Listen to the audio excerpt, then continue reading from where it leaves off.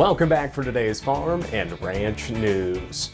U.S. Trade Representative Robert Lighthizer on Friday notified Congress that Canada and Mexico have taken measures necessary to comply with their commitments under the U.S.-Mexico-Canada Agreement, and that the agreement will enter into force on July 1st, 2020. Following that notification to Congress, the U.S. became the third country to notify the other parties that it had completed its domestic procedures to implement the trade agreement, the final step necessary for USMCA to enter into force. The trade deal is expected to generate $2 billion in additional U.S. farm and ranch exports and $65 billion in gross domestic product. As we look to other headlines now, the Waters of the U.S. replacement rule has been finalized.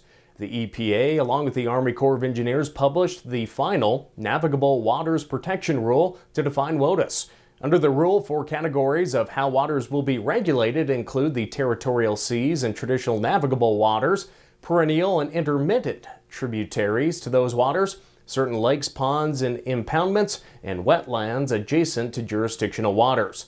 The rule also details 12 categories of exclusions, such as features that only contain water in direct response to rainfall, etc. Agriculture groups applaud the rule, calling it a common sense rule that benefits all Americans. We'll be right back. Coming back today on Friday, the cattle on feed inventories were reported 5% below year-ago levels as of April 1st, compared to March on feed numbers that were nearly steady with last year. Placements during March were down 23% compared to 2019 at 1.56 million head. Meanwhile, marketings were aggressive, up 13% from last year with one more business day.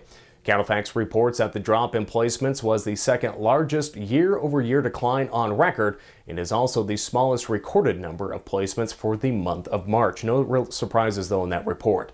The extremely slow placement rate was driven by a combination of sellers delaying marketings due to falling prices, as well as buyers looking at poor margins due to the collapse in the futures complex. As factors continue to influence the market, CattleFax placement data suggests a continued slow in data throughout the rest of April and in that next Cattle on Feed report. In other news, the Montana Stockgrowers Association and the Montana Public Lands Council recently submitted comments on the removal of brucellosis from the select agent lists. The ranching groups are now encouraging the Montana ranching community to submit their comments as well. To help with the issue awareness, current regulations and restrictions on Brucella abortus have nearly eliminated the efforts to further vaccine research and other aspects of Brucella abortus control.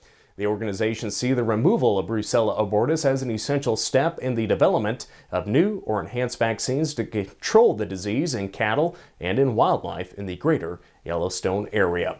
Stockgrowers has provided a how-to guide template to assist producers. The deadline to comment is May 18th, 2020. Visit mtbeef.org for more. And just how will the 2020 election impact public lands ranchers? That's the topic of a free webinar coming up this Tuesday night, hosted by the Public Lands Council. Registration is limited to 100 attendees, so be sure to save your seat today. The webinar will take place on Zoom at 7 p.m. Mountain Time this Tuesday, April 28th. Visit publiclandscouncil.org for more details. That's today's Farm and Ranch News. Have a great day, everyone.